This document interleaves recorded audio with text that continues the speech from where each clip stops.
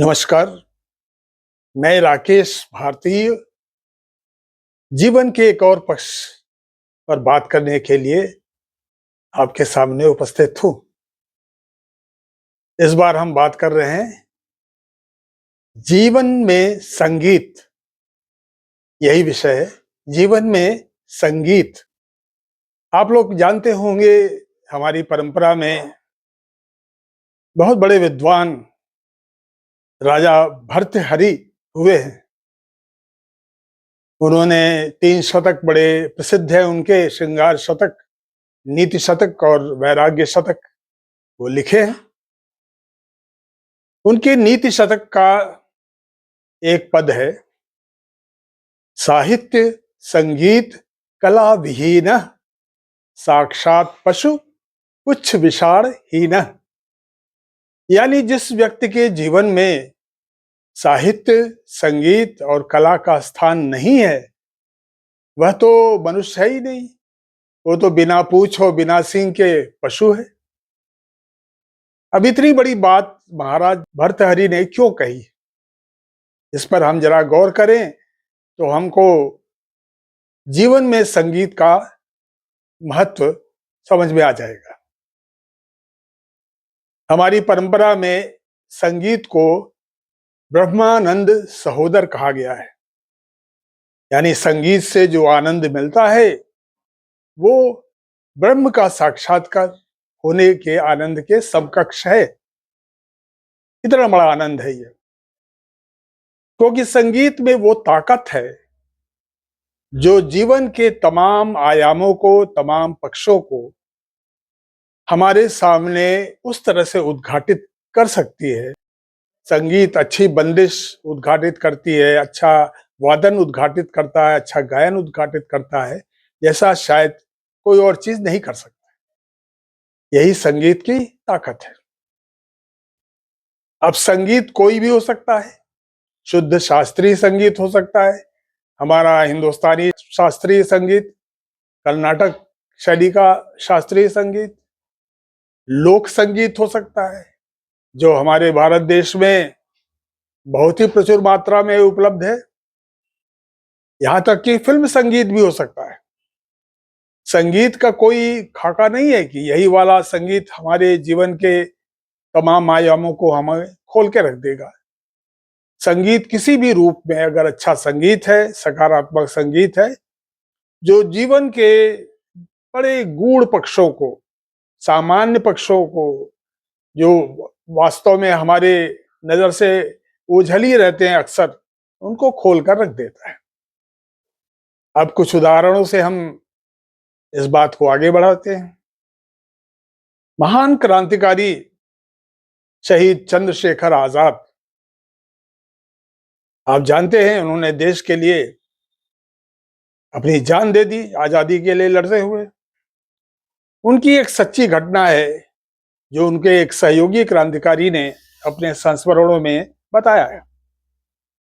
अब फरारी के दिनों में अंग्रेज पुलिस पीछे लगी रहती थी, जगह बदल बदल के क्रांतिकारी लोग रहते थे जिससे उनका पता न लगे। तो ऐसे एक फरारी के दिनों में चंद्रशेखर आजाद जा रहे थे, अचानक किसी मकान से सड़क के किनारे बड़े मधुर स्वर में किसी के गाने की आवाज आई।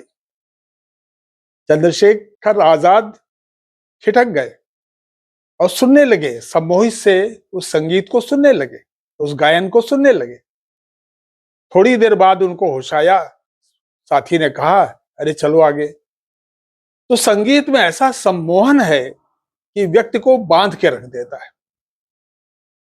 दूसरा उदाहरण मैं आपको देता हूं, स्वामी विवेकानंद का। स्वामी विवेकानंद, खेतड़ी का एक राज्य होता था, वहां के राजा उनके शिष्य थे, तो वहां एक बार गए, ठहरे हुए थे। तो जैसे उस जमाने के राजा लोग की परंपरा होती थी, बड़े विशिष्ट अतिथि थे विवेकानंद जी, तो उन्होंने दरबारी गायिका को बुलाया मनोरंजन के लिए। जहां वो गायिका आई तो स्वामी विवेकानंद के मुंह से निकला, नहीं, ये तो सन्यासी लोगों के लिए निषिद्ध है ऐसी गायिका से सुनना। और वो जाने लगे। अब उस गायिका का स्तर देखिए आप। उस गायिका ने तुरंत एक गाना गाना शुरू किया, जो आप सब लोग जानते हैं, बड़ा प्रसिद्ध है, प्रभु जी मेरे अवगुण चित न धरो। इस गाने से ऐसा प्रभाव हुआ विवेकानंद पर, उनके कदम ठिठक गए और वो वापस आए और उससे मां कह के क्षमा मांगी कि मां, मैं क्षमा चाहता हूं। ये है संगीत की ताकत। कहां से कहां ले जाके बात को, जीवन का मर्म समझा सके, जीवन का आयाम समझा सके। एक क्रांतिकारी को भी, एक सन्यासी को भी ये संगीत की महिमा है। और आगे चले हम कुछ उदाहरणों से। हमारा लोक संगीत बड़ा समृद्ध है और उसमें एक से बढ़कर एक गीत है। अगर अच्छे ढंग से गाए जाएं तो व्यक्ति को एकदम से अभिभूत कर देते। अवधि का एक लोकगीत है, उसका उदाहरण देना चाहता हूं। बड़ा प्रसिद्ध लोकगीत है और महाराष्ट्र से लेकर उत्तर प्रदेश तक पता नहीं कितने गायक गायिकाओं ने उसे गाया है। वो गीत इस प्रकार का है कि एक नवविवाहिता है, अब शादी नई नई हुई है, तो उस अभिसार में अभिभूत है वो नवविवाहिता। अब उसने बिंदी लगा रखी है माथे पर, उस पर आधारित ये गीत है।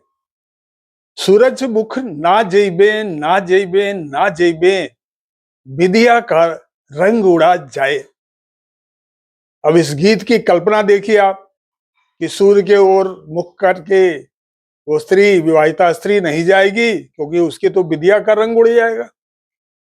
अब ये बोल अगर आप अच्छे गायक गायिका के मुंह से सुने तो उसके पूरा का पूरा मनस्थिति उस विवाहिता की आपके आंखों के सामने आ जाती है और आप प्रसन्न हो जाते हैं कि वाह, क्या संगीत है, क्या बोल है।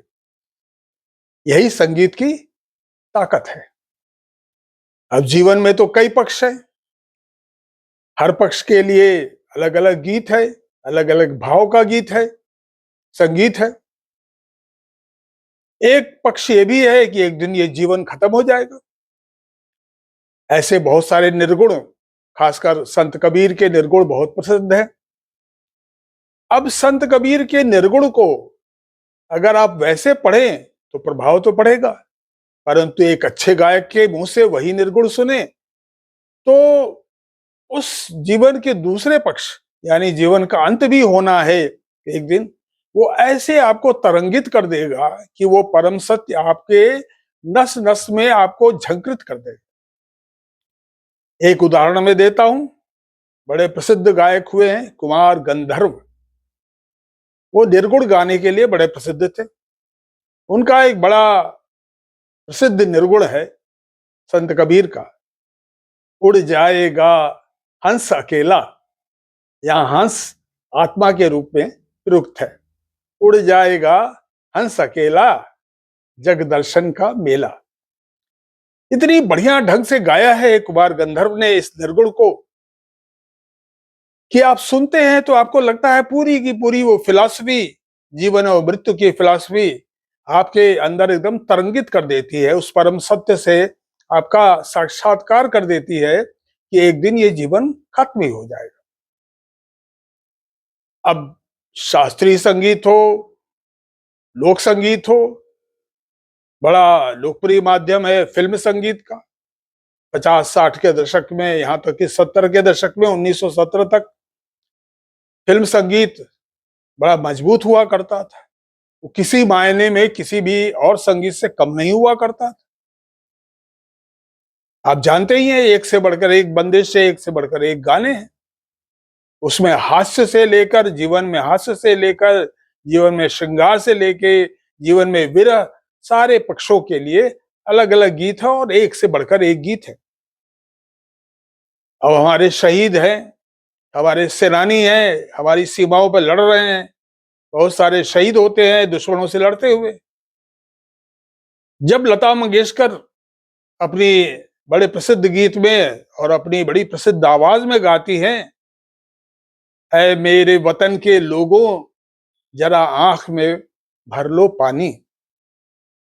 तो वो पूरा का पूरा तथ्य कि हमारी सीमा की सुरक्षा के लिए कितने सेनानी हमारे, कितने हमारे सैनिक शहीद हो गए, वो आपके रोम रोम में उतर जाता है। उस संगीत का, उस गीत का इतना प्रभाव पड़ता है। हास्य संगीत बड़ा प्रसिद्ध है, पढ़ के मन खुश हो जाता है, सुन के मन खुश हो जाता है। वो बोल आप पढ़ते हैं और फिर उसको सुनते हैं संगीत के माध्यम से, तो मन बड़ा खुश हो जाता है। एक बड़ी पुरानी फिल्म है किशोर कुमार की, अशोक कुमार की और उनके तीसरे भाई रूप कुमार की, चलती का नाम गाड़ी। अब उसमें एक बड़े सामान्य से शब्दों वाला एक गीत है, 5 रुपया 12 आने। अब वो गीत ऐसे गाया है किशोर कुमार ने कि आप हंसते हंसते लोटपोट हो जाए। 5 रुपया 12 आने मांगने के लिए वो कैसे संगीत में उतारते हैं। तो ये संगीत की ताकत है। जीवन में हंसी, जिस जीवन में गम, जीवन में उल्लास, श्रृंगार रस हो, हास्य रस हो, वीर रस हो, हर रस को संगीत ऐसे उजागर करता है, जीवन के हर पक्ष को ऐसे उजागर करता है जैसे कि लगता है कि कोई और चीज उजागर कर ही नहीं सकती। और मैं सिर्फ हिंदुस्तानी संगीत की नहीं बात कर रहा हूं, कंठ संगीत की ही नहीं बात कर रहा हूं। आप देखिए कि तंत्र संगीत, यानी सितार पर, वायलिन पर और भी वाद्य यंत्रों पर संगीत है, वो भी आपको कितना अभिभूत कर देता है।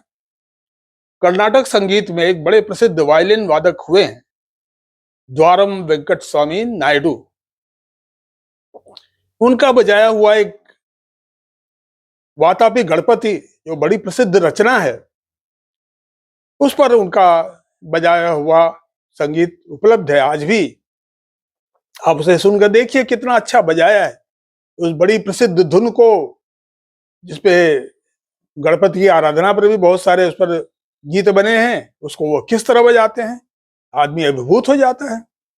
बिस्मिल्लाह खां शहनाई बजाते हैं, वो शहनाई सुन के आदमी अभिभूत हो जाता है।